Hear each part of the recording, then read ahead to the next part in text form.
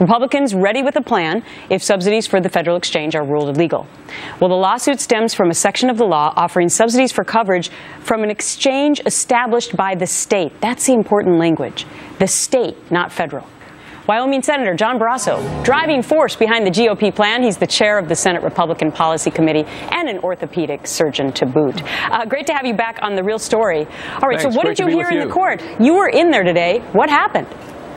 Well, there were a lot of questions and discussions about whether the president acted illegally, which I believe he did, by having the IRS give subsidies to millions of people when the law says it can't. And that was the discussion. Does the law mean what it actually says, or does it mean what the president wishes it says? All right, so it really comes down to the meaning of those 4 words of the text. Established by the state, right?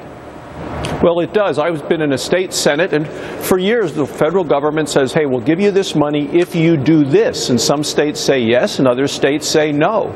Well, with the health care law, 37 states said, no, we don't want Obamacare here in our states. And so people from those states went on the federal exchange, but the subsidies were not supposed to follow them there. That's at the heart of this, and the justices will rule in about 3.5 months, and I believe they'll come out to say the president has acted illegally. Yeah, interesting. So, 3 Republicans have come together, you are one of them, to actually give a plan of action if that happens. Because you've got to remember that last week, Sylvia Burwell, who's in charge now of Obamacare, she doesn't have any solutions. So what are your solutions? Yeah. The administration says they have no plan B, and they're basically burying their head in the sand.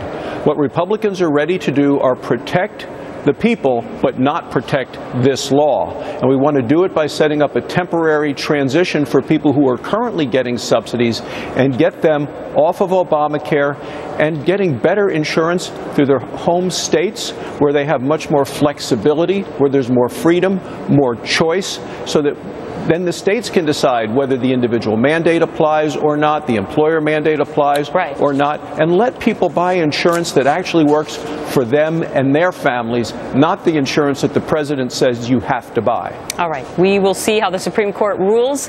Thank you so much, Senator. Great to see you. Thanks for having me, Gretchen.